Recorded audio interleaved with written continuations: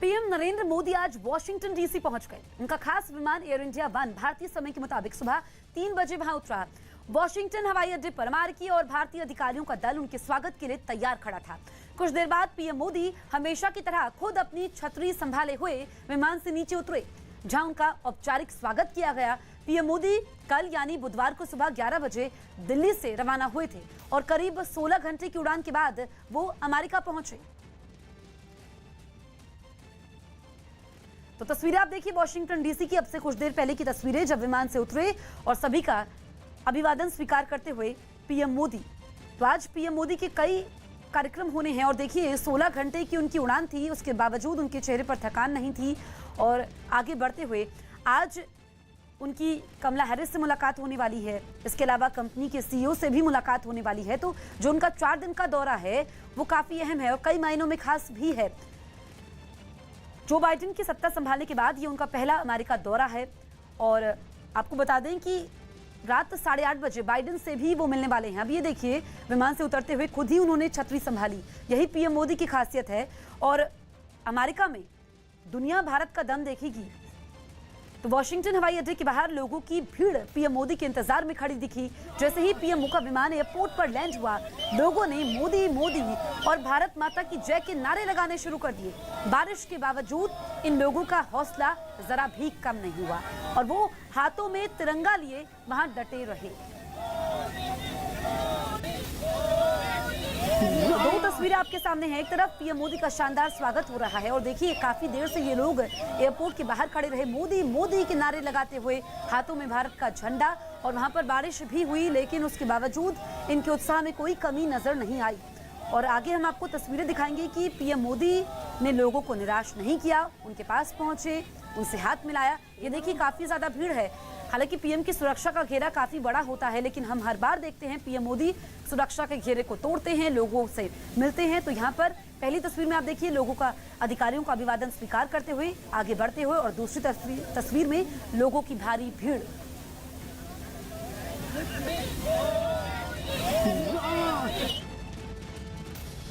तो पीएम मोदी ने भी लोगों को निराश नहीं किया। विमान से उतरकर पीएम सीधे लोगों के पास पहुंचे, उनसे मुलाकात की। इस बीच उन्होंने लोगों से हाथ मिलाए और बातचीत भी की। लोग भी पीएम मोदी को करीब देखकर बेहद खुश दिखाई दिए। जैसे ही पीएम उनके पास पहुंचे, लोगों ने उनके लिए नारे लगाने शुरू कर दिए। इस बीच भारत माता की जय और वंदे मातरम के नारे भी लगाए गए। भीड़ ने पीएम मोदी को जन्मदिन की शुभकामनाएं भी दी। पीएम ने भी किसी को निराश नहीं किया, काफी देर तक लोगों के साथ मुलाकात करते रहे। इस बीच उन्होंने लोगों को ऑटोग्राफ भी दिया, उनके साथ फोटो भी खिंचवाई। तो ये देखिए लोगों में होड़ है, पीएम मोदी की एक झलक पाने के लिए बेताब ये लोग हाथ मिलाने के लिए आगे बढ़ते हुए। और उनके सुरक्षा अधिकारी बगल में खड़े हुए, लेकिन फिर भी वो आगे पहुंचे, अपने सुरक्षा घेरे को तोड़कर लोगों से हाथ मिलाया, उनका अभिवादन स्वीकार किया। और यही पीएम मोदी की खासियत है, जहां भी जाते हैं लोगों से उनसे मिलते हैं, उनके बीच पहुंचते हैं। और कई लोगों को ऑटोग्राफ भी दिए पीएम मोदी ने।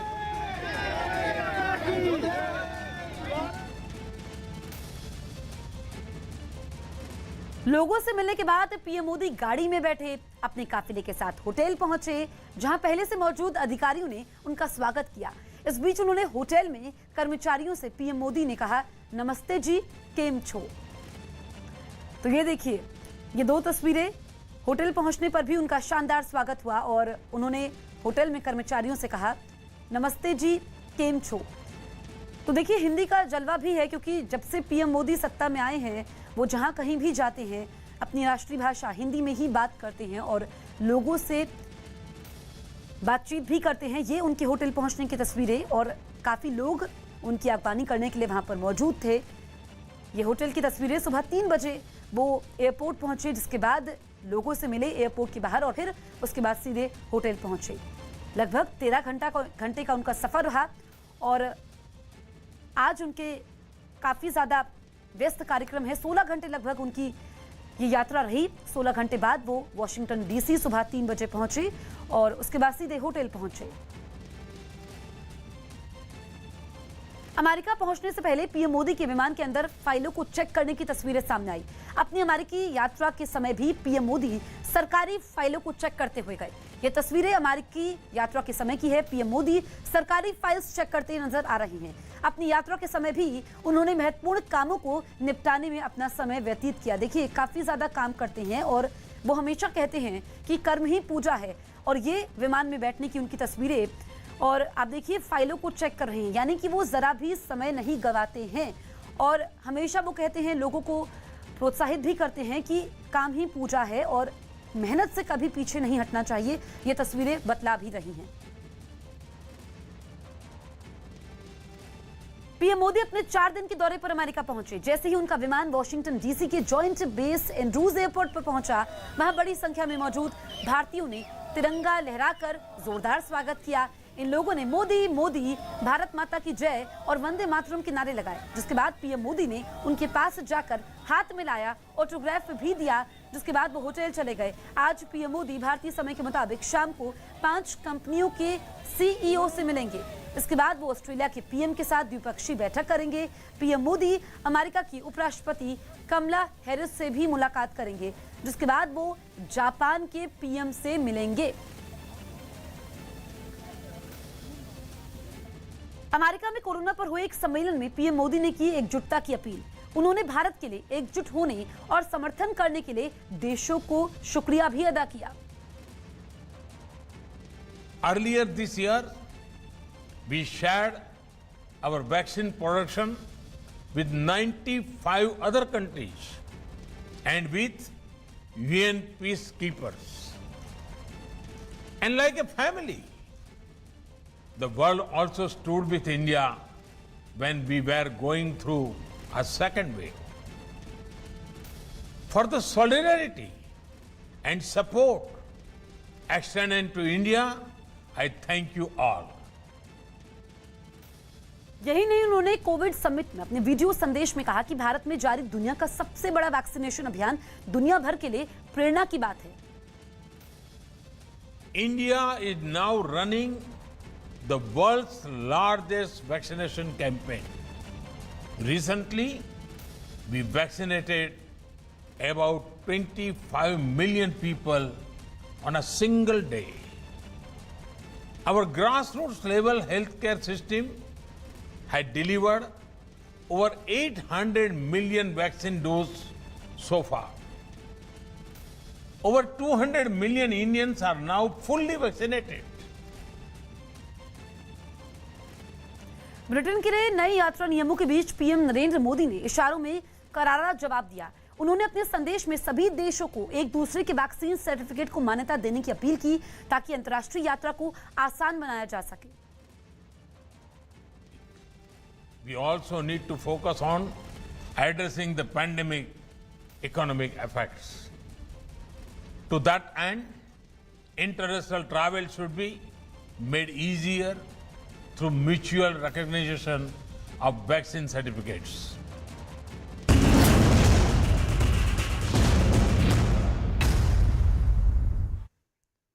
यूपी की योगी सरकार ने अखाड़ा परिषद के महंत नरेंद्र गिरी की मौत की सीबीआई जांच की सिफारिश की है। मुख्यमंत्री योगी आदित्यनाथ ने सीबीआई से जांच करवाने के आदेश दिए हैं। इसके लिए गृह विभाग ने केंद्र के पास सिफारिश भेजी है। इससे पहले अखाड़ा परिषद के अध्यक्ष महंत नरेंद्र गिरी की संदिग्ध हालात में मौत मामले की जांच सीबीआई से करवाए जाने की मांग हो रही थी। राजनीतिक दलों और साधु संतों ने सीबीआई जांच की मांग की थी। तो अब यूपी सरकार ने सिफारिश की है कि इस मामले में सीबीआई जांच हो। महंत नरेंद्र गिरी की मौत के बाद अब सीबीआई मामले की गुत्थी सुलझाएगी। हालांकि जो हमारे सूत्र बता रहे हैं कि जो सुसाइड नोट लिखा गया था वो नरेंद्र गिरी ने ही लिखा था और 4 से 5 दिन में लिखा था। हालांकि इसका औपचारिक रिपोर्ट आने का इंतजार है, उसके बाद ये साफ हो जाएगा। और इससे पहले नरेंद्र गिरी ने खुद एक वीडियो भी बनाया था जिसमें उन्होंने कई सारे आरोप लगाए थे और उन्होंने बताया था कि मौत ही उनके लिए आखिरी रास्ता है। अब सीबीआई के हवाले ये जांच होगी क्योंकि यूपी सरकार ने इसकी सिफारिश कर दी है। महंत नरेंद्र गिरी मौत मामले की जांच मामले पर ट्वीट किया गया। यूपी सरकार ने ट्वीट में लिखा, प्रयागराज में अखाड़ा परिषद के अध्यक्ष महंत नरेंद्र गिरी जी की दुखद मृत्यु से जुड़े प्रकरण की मुख्यमंत्री जी के आदेश पर सीबीआई से जांच करवाने की सिफारिश की गई है। वहीं अयोध्या के हनुमानगढ़ी के पुजारी राजू दास ने सीबीआई जांच की सिफारिश करने पर यूपी सरकार को धन्यवाद बोला।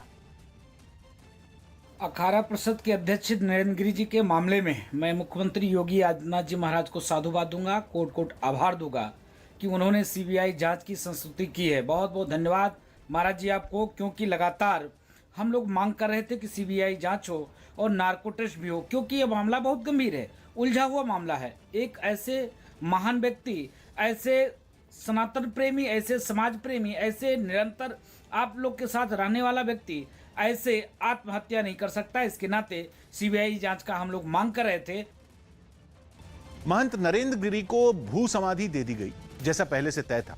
सारी रस्में उत्तर प्रदेश के प्रयागराज के बाघंबरी मठ में हुई। 2 दिन पहले महंत का शव उनके कमरे से मिला था और साथ ही मिला था 12 पन्नों का सुसाइड नोट, जिसके आधार पर उनकी खुदकुशी की अबूझ पहेली सुलझाने की कोशिश हो रही। इस बीच उन्हें उन्हीं के मठ में भू समाधि दे दी गई और साधु संतों की भीड़ के बीच महंत अनंत यात्रा पर चले गए।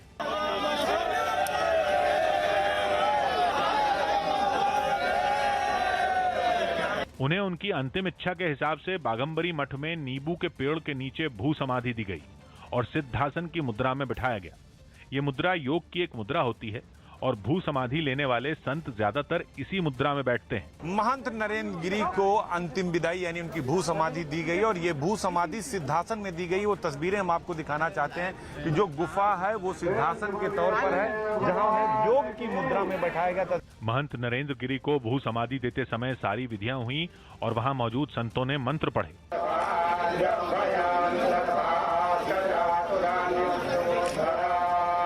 इस दौरान वहां संतों की इतनी भीड़ जुटी कि तिल रखने तक की जगह नहीं बची। कुछ संत समाधि के लिए बनाई गई गुफा में उतरे और जो नहीं उतर पाए उन्होंने ऊपर से ही नरेंद्र गिरि की एक झलक पाने की कोशिश की।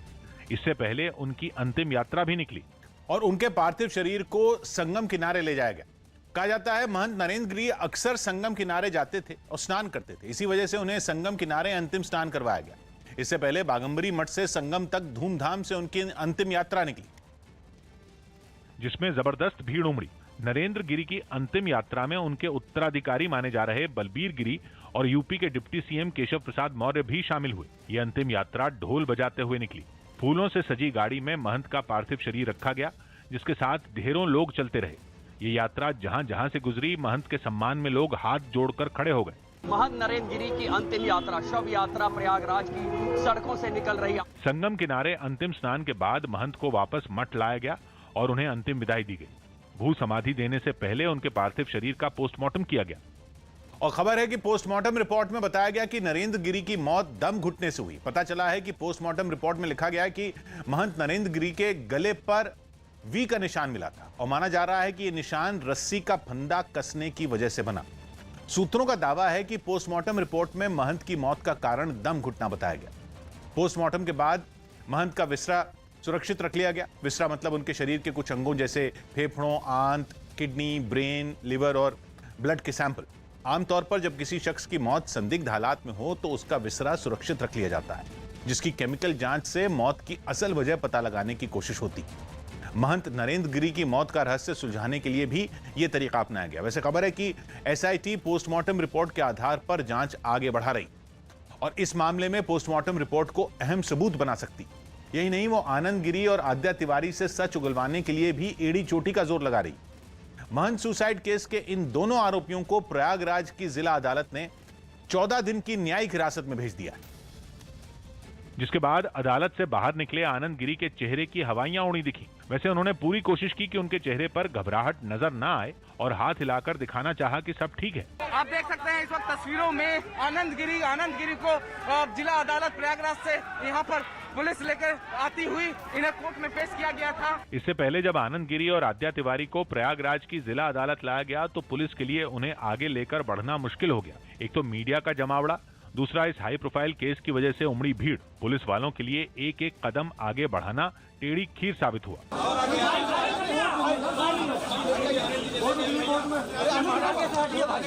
इस दौरान मीडिया ने कोशिश की आनंद गिरि कुछ बोलें, लेकिन उनके होठ सिले रहे और हाथ हवा में हिलता रहा, मानो वो ये जता रहे हों कि इस मामले से उनका कुछ लेना देना नहीं है।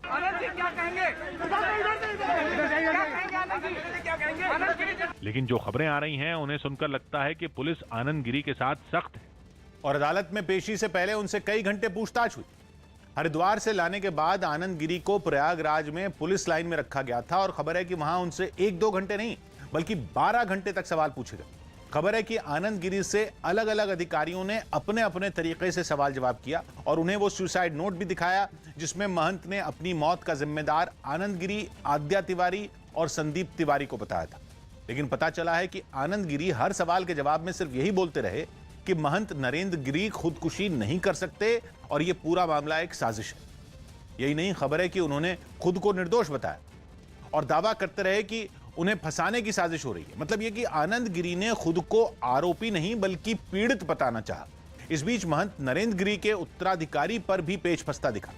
उनके सुसाइड नोट के हिसाब से वो चाहते थे कि बलबीर गिरी उनके उत्तराधिकारी बने। लेकिन महंत नरेंद्र गिरी के करीबी कहे जाने वाले और निरंजनी अखाड़ा के महामंडलेश्वर कैलाशानंद महाराज इस बात को सीधा सीधा मानने से बचते दिखे। उत्तराधिकारी का कोई प्रश्न ही नहीं है। उत्तराधिकारी तो हमारे बलबीर बने या हमारे अखाड़े का कोई और बने, हमें सब स्वीकार है। इतना ही नहीं, उनकी बातें सुनकर साफ पता चला कि वो सुसाइड नोट को सही नहीं मानते। देखो भैया, सुसाइड नोट नहीं, साजिश नोट है। बहुत सारे संत ऐसे हैं जो ये कह रहे हैं कि सुसाइड नोट महंत नरेंद्र गिरी ने नहीं लिखा, जबकि इसी सुसाइड नोट में बलबीर गिरी को उनका उत्तराधिकारी बनाने की बात लिखी है। और इसीलिए अब नरेंद्र गिरी के उत्तराधिकारी का मामला भी फंसता दिख रहा है। खबर है कि पुलिस ने इस बारे में भी आनंद गिरी से सवाल पूछे, जिसके जवाब में उन्होंने बताया कि उनका इस बात पर महंत नरेंद्र गिरी से कोई विवाद नहीं था और जब तक उन्होंने उन्हें माफ नहीं किया वो मठ नहीं गए। खबर है कि उन्होंने वीडियो के जरिए ब्लैकमेल करने का आरोप भी गलत बताया और कहा कि महंत नरेंद्र गिरी उन्हें कभी परेशान नहीं लगे। कहा जा रहा है कि पुलिस आनंद गिरी के हरिद्वार के आश्रम से उनका मोबाइल, लैपटॉप जब्त कर चुकी है और उन्हें फोरेंसिक जांच के लिए भेजा है। इस मामले में नरेंद्र गिरी के सुरक्षा गार्ड और उनकी सुरक्षा में तैनात 4 पुलिस वालों से भी पूछताछ हुई। हरियाणा के रेवाड़ी से एक चौंकाने वाला वीडियो सामने आया। वहां पुलिस से बचने की कोशिश में एक बदमाश ने खुद को ही गोली मार दी। बताया गया कि कई मामलों में आरोपी इस बदमाश की पुलिस को काफी वक्त से तलाश थी। ऐसे में जब वो उसकी लोकेशन ट्रेस कर उसके पीछे पहुंची तो वो बदमाश पुलिस से बचने के लिए एक मकान की छत पर चढ़ गया। मकान को पुलिस की टीम ने हर तरफ से घेर रखा था। ऐसे में पुलिस को धमकाने के लिए बदमाश ने अपनी पिस्तौल निकाली और खुदकुशी करने की धमकी देने लगा। सबके सामने उसने पिस्तौल लोड की और अपनी कनपट्टी पर रख ली। हालांकि उसकी गोली चलाने की हिम्मत नहीं हुई। इसके बाद उसने पिस्तौल को अपनी जांघ पर सटाया और फिर ट्रिगर दबा दी। खुद को गोली मारने के बाद उसने खाली पिस्तौल दूसरी तरफ फेंक दी। उसकी पिस्तौल फेंकने के बाद कुछ लोग छत पर चढ़े और उसे पकड़कर नीचे उतारा। खबर है कि इस हाई वोल्टेज ड्रामे के समय उसने खुद को 3 गोलियां मारी, जिसके बाद उसे अस्पताल में भर्ती करवाया गया। देश की सबसे बड़ी अदालत ने नेशनल डिफेंस एकेडमी में महिलाओं के दाखिले पर बड़ा आदेश दिया। न्यूज 18 के एहतशाम खान की रिपोर्ट है कि सुनवाई के दौरान सुप्रीम कोर्ट ने साफ किया कि एनडीए में इसी साल से महिलाओं को दाखिला मिलेगा। इसके लिए परीक्षा 14 नवंबर को होनी। लेकिन केंद्र सरकार ने नई नीति लागू करने के लिए 6 महीने का और समय मांगा और कोर्ट को बताया कि सरकार मई 2022 से दाखिला शुरू करना चाहती है। मगर अदालत ने कहा कि सरकार को और समय देना सही नहीं होगा। अब इस मामले में अगली सुनवाई अगले साल जनवरी के तीसरे हफ्ते में होगी। इससे पहले कोर्ट ने सेना में अफसरों की भर्ती के लिए होने वाली एनडीए की प्रवेश परीक्षा देने की इजाजत लड़कियों को दी थी। सनराइजर्स हैदराबाद के गेंदबाज टी नटराजन को कोरोना हो गया। दुबई में सनराइजर्स हैदराबाद के तेज गेंदबाज टी नटराजन की कोरोना रिपोर्ट पॉजिटिव आई। इसके बाद उनके संपर्क में आए 2 खिलाड़ियों समेत 6 सदस्यों को क्वारंटीन कर दिया गया। हालांकि कोरोना का ये मामला सामने आने के बावजूद आईपीएल मैच पर कोई असर नहीं हुआ और सनराइजर्स हैदराबाद की टीम दिल्ली कैपिटल्स के साथ मुकाबला खेलने उतरी।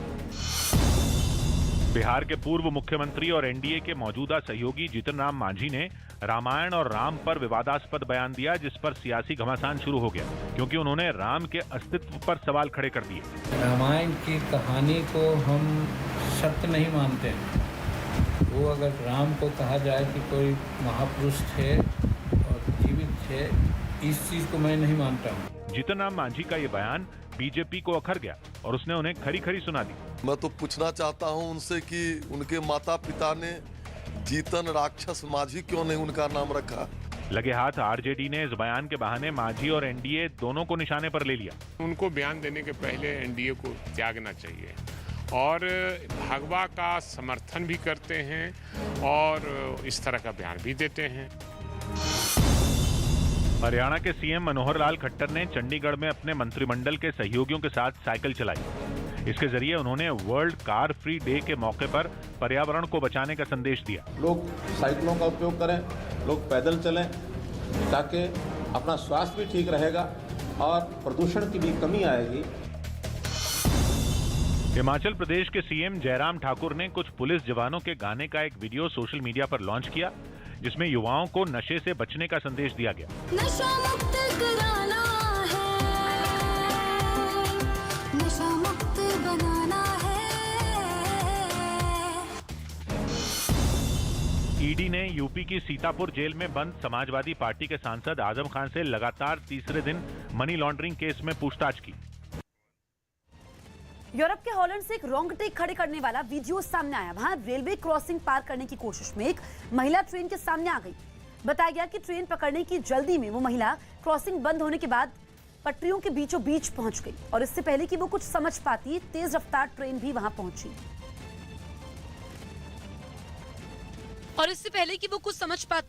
तेज रफ्तार ट्रेन भी वहां पहुंच गई। दिल दहला देने वाली इस घटना का एक सीसीटीवी वीडियो भी सामने आया, जिसमें वो महिला रेलवे क्रॉसिंग की तरफ बढ़ती दिखाई दी। पहले तो उसने आराम से पटरियां पार कर ली और दूसरी तरफ पहुंच गई, लेकिन अचानक उसे न जाने क्या सूझा कि वो दोबारा पीछे लौटने लगी। लेकिन इससे पहले कि वो पटरी पार कर पाती, एक तेज रफ्तार ट्रेन भी वहां पहुंच गई। हालांकि उसकी किस्मत अच्छी थी कि ट्रेन सिर्फ कुछ इंच की दूरी से ही गुजर गई, यानी अगर सेकंड के 10वें हिस्से की भी देर होती तो महिला के चितड़े उड़ने तय थे। अब पुलिस महिला की तलाश कर रही है ताकि उस पर जरूरी कार्रवाई हो सके। उत्तर प्रदेश के गौतम बुद्ध नगर में सम्राट मिहिर भोज की मूर्ति का अनावरण किए जाने पर मुजफ्फरनगर में हंगामा हो गया। सम्राट मिहिर भोज को गुर्जर बताए जाने के विरोध में राजपूत समुदाय के कुछ लोगों ने सड़क पर उतरकर विरोध किया और अपना विरोध जताने के लिए सड़क जैम कर हंगामा करने लगे। पुलिस के समझाने पर जब ये लोग नहीं माने तो उसे लाठीचार्ज करना पड़ा। पुलिस के इस एक्शन से वहां भगदड़ मच गई और लोग पिटाई से बचने के लिए इधर उधर भागने लगे, लेकिन जो पुलिस के हत्थे चढ़ा उसकी जमकर खबर ली गई। वहां से सामने आई तस्वीर में कुछ प्रदर्शनकारी पुलिस के डंडों से बचने के लिए गन्ने के खेतों की ओर भागते नजर आए।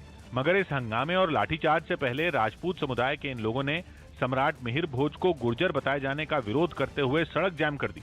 इस बात की जानकारी मिलते ही कुछ पुलिस वाले इन्हें समझाने पहुंचे, मगर कोई असर प्रदर्शनकारियों पर नहीं हुआ। देखते ही देखते वहां माहौल काफी गर्मा गया और पुलिस से इनकी बहस शुरू हो गई। बताया गया कि इसी बीच प्रदर्शन में शामिल कुछ लोगों ने पुलिस पर पथराव कर दिया। पथराव कर रहे हैं। ये लोग इस बात पर अड़े थे कि उनकी बात मुख्यमंत्री तक पहुंचाई जाए, जिस पर प्रशासन ने इनकी बात को सरकार तक पहुंचाने का भरोसा दिया। सम्राट मिहिर भोज जी की प्रतिमा के अनावरण को लेकर विरोध पर यहाँ प्रदर्शन कर रहे थे और अनावश्यक रूप से यहाँ पे सड़क पे बैठे थे वो लोग। इस प्रदर्शन की वजह से वहाँ कुछ घंटों के लिए ट्रैफिक जैम हो गया। हालांकि जब पुलिस की कार्रवाई के बाद ये लोग सड़क से हटे, तब जाकर जैम में फंसे लोगों ने राहत की सांस ली। हालांकि जाति को लेकर छिड़े विवाद के बीच सीएम योगी आदित्यनाथ ने गौतम बुद्ध नगर जिले के दादरी में 9वीं सदी के राजा मिहिर भोज की मूर्ति का अनावरण कर दिया। इसे गुर्जर समुदाय के वोट साधने के लिए बीजेपी का मास्टर स्ट्रोक कहा जाने लगा। लेकिन विवाद तब शुरू हो गया था जब राजपूत समुदाय के कुछ संगठनों ने सम्राट मिहिर भोज के राजपूत होने का दावा कर दिया। लेकिन विवादों के बीच ही मुख्यमंत्री योगी आदित्यनाथ ने सम्राट मिहिर भोज की मूर्ति का अनावरण कर दिया, लेकिन मंच से उन्होंने मिहिर भोज की जाति का जिक्र नहीं किया। सबसे पहले महाराज मिहिर भोज जी को कोटि कोटि नमन करते हुए आप सबका हृदय से अभिनंदन करता हूँ, स्वागत करता हूँ। यहाँ तक कि उन्होंने उन्हें जातियों के बंधन से दूर रखने की अपील कर दी। महापुरुषों को याद करना कि कभी भी हमें महापुरुषों को जातीय सीमाओं में कैद करने की बजाय राष्ट्र नायक के रूप में प्रस्तुत करना चाहिए, क्योंकि इन्होंने राष्ट्र के लिए अपना बलिदान दिया है। हालांकि सम्राट मिहिर भोज की मूर्ति के नीचे जो शिलापट लिखा गया, उससे किसी ने गुर्जर शब्द को हटा दिया, जिसके बाद बीजेपी के कुछ कार्यकर्ताओं ने बिना देर किए गुर्जर शब्द का एक स्टिकर बोर्ड पर फिर से लगा दिया। बड़ी खबर आपको बता दें, जम्मू कश्मीर के शोपियां में मुठभेड़ चल रही थी, जिसमें एक आतंकी मारा गया है। तो सुरक्षा बल को कामयाबी मिली है। मुठभेड़ में एक आतंकी मारा गया है, जबकि 2 आतंकवादियों को घेरा हुआ है। 3 आतंकी वहां पर मौजूद थे और अब यहां पर कामयाबी मिली है सुरक्षा बलों को। एक आतंकी मारा गया है। बड़ी खबर इस वक्त की हम आपको बता रहे हैं जम्मू कश्मीर के शोपियां से। रिफत हमारे सहयोगी फोन लाइन पर मौजूद है। रिफत, एक आतंकी मारा गया है, किस संगठन से ये जुड़ा हुआ था? देखिए, जैसे डिस्ट्रिक्ट से मैंने पहले ही कहा था कि ये चित्रनार एरिया है और वहाँ पे चित्रगांव एरिया में सुरक्षा बलों को पता चला था कि वहाँ पे मिलिटेंट छुपे हैं और कॉर्डन सर्च ऑपरेशन शुरू किया आर्मी सीआरपीएफ और पुलिस ने। अभी जो इन्फॉर्मेशन मिल रही है, एक मिलिटेंट के मारे जाने की खबर है और कुछ पिस्टल भी वहाँ पे रिकवर किया गया है अभी तक, लेकिन ऑपरेशन अभी जारी है। अभी शायद ऑपरेशन में टाइम लग सकता है, क्योंकि जिस तरीके से सूत्र बता रहे हैं कि 2 या 3 मिलिटेंट के वहां छुपे होने की खबर मिली थी सुरक्षा बलों को, तो फिलहाल ऑपरेशन चल रहा है। एक मिलिटेंट के मारे जाने की अभी खबर आ रही है। ठीक है रिफत। यूपी के प्रतापगढ़ से एक चौंकाने वाला वीडियो सामने आया। वहां मोटरसाइकिल सवार बदमाशों ने एक पेट्रोल पंप में घुसकर दिन दहाड़े घुसकर लूटपाट कर दी। ये पूरी वारदात वहां लगे सीसीटीवी कैमरे में रिकॉर्ड हो गई, जिसमें मोटरसाइकिल पर सवार 3 बदमाश वहां आते दिखे। पेट्रोल पंप में घुसते ही तीनों वहां मौजूद सेल्समैन के पास पहुंच गए, लेकिन इससे पहले कि वो उनके इरादे समझ पाता, मोटरसाइकिल पर बैठा एक बदमाश नीचे उतरा और पिस्तौल निकालकर सेल्समैन के ऊपर तान दी। मोटरसाइकिल पर बैठे बाकी दोनों बदमाशों ने भी पिस्तौल निकाल ली और उसे धमकाने लगे। सेल्समैन से रुपयों से भरा बैग छीनने के बाद बेखौफ बदमाश वहां से फरार हो गए। महाराष्ट्र के नासिक से हैरान करने वाला एक वीडियो सामने आया। वहां एक किसान ने गोभी की फसल के सही दाम नहीं मिलने का दावा करते हुए अपनी फसल नष्ट कर दी। क्योंकि जो वीडियो सामने आया उसमें वो खेत में लगी फसल की ओर इशारा करते हुए सही दाम नहीं मिलने पर नाराजगी जताता नजर आया। 2 रुपये किलो जाऊ राहिली, रुपये काढीन बी रोप घ्यायली, काय परवडत सांगा बरं। इसके बाद तो उसका गुस्सा 7वें आसमान पर पहुंच गया और उसने एक कुल्हाड़ी से खेत में लगी गोभी की फसल को देखते ही देखते नष्ट कर दिया। वो इस बात से भी खफा दिखा कि पहले तो बेहिसाब बारिश ने उसकी फसल को नुकसान पहुंचाया और जो रह गई उसकी सही कीमत बाजार में नहीं मिल रही। लेकिन मुंबई में यही फूल गोभी बाजारों में 80 रुपए और पत्ता गोभी 40 रुपए किलो बिक रही है। बारिश की वजह से माल सर रहा है, इसकी वजह से क्या बजट ज्यादा भाग रहा है। मुंबई में फूल गोभी का भाव क्या है जानना चाहेंगे? 60 से लेके 100 रुपया तक। हाँ। राज्य के कुछ हिस्सों में इस बार अनुमान से ज्यादा बारिश रिकॉर्ड की गई, जिसकी वजह से फसलें भी चौपट हो गई। यही वजह रही कि प्रदेश के कुछ जिलों में किसानों की टेंशन बढ़ गई। इसी बीच राज्य के कृषि मंत्री दादाजी भुसे सामने आया और उन्होंने किसानों को भरोसा दिया कि राज्य सरकार जल्द ऐसे किसानों की सुध लेगी। किसानों को विनती करूंगा कि 1-2-4 दिन का शायद ये तकलीफ होगी, इससे अपन सब मिलकर बाहर पड़ेंगे। किसानों को जो दाम मिलना चाहिए उसके लिए सरकार की तरफ से कोशिश की जा रही है। राजस्थान के कोटा से हैरान करने वाली तस्वीरें सामने आई। वहां थाने में एक आरोपी की आत्महत्या करने के बाद बवाल शुरू हो गया। बताया गया कि पारिवारिक झगड़े के मामले में पुलिस आरोपी कमल को पकड़कर हवालात में बंद कर दिया था, जहां उसने अपनी ही शर्ट से फांसी लगाकर जान दे दी। लेकिन जैसे ही ये खबर उसके परिवार वालों तक पहुंची, वो थाने के बाहर इकट्ठा हो गई और हंगामा शुरू कर दिया। सैकड़ों की भीड़ ने थाने का घेराव कर लिया और नारेबाजी शुरू कर दी। लोगों को वहां पहुंचने से रोकने के लिए पुलिस ने रास्तों को बंद कर दिया, लेकिन गुस्साए लोगों ने बैरिकेड गिरा दिए और थाने के बाहर पहुंच गए। बड़ी तादाद में महिलाएं भी वहां पहुंची और सड़क पर बैठकर प्रदर्शन करने लगी। गुस्साए लोगों ने थाने का घेराव कर लिया और पुलिस वालों पर आरोप लगाते हुए उन पर कार्रवाई की मांग शुरू कर दी। हमको सबूत बताना चाहिए ना, उसको पोस्टमार्टम में भेज दी, उसकी दखल अभी तक हमारे पास लाश नहीं है। वहाँ से पूर्व विधायक प्रहलाद गुंजल भी अपने समर्थकों के साथ वहाँ पहुँच गए और खुदकुशी करने वाले आरोपी के परिजनों के साथ प्रदर्शन शुरू कर दिया। थाने में इंसाफ मांगने आदमी आता है और थाने में ही कत्ल होने लग गए तो क्या होगा, कहाँ इंसाफ मांगने जाएगा। बवाल बढ़ता देख वहाँ भारी फोर्स तैनात कर दी गई, लेकिन पुलिस वाले भीड़ के आगे लाचार दिखाई दिए। आज की ताजा खबर जारी है। मैं हूं किशोर रजवाणी।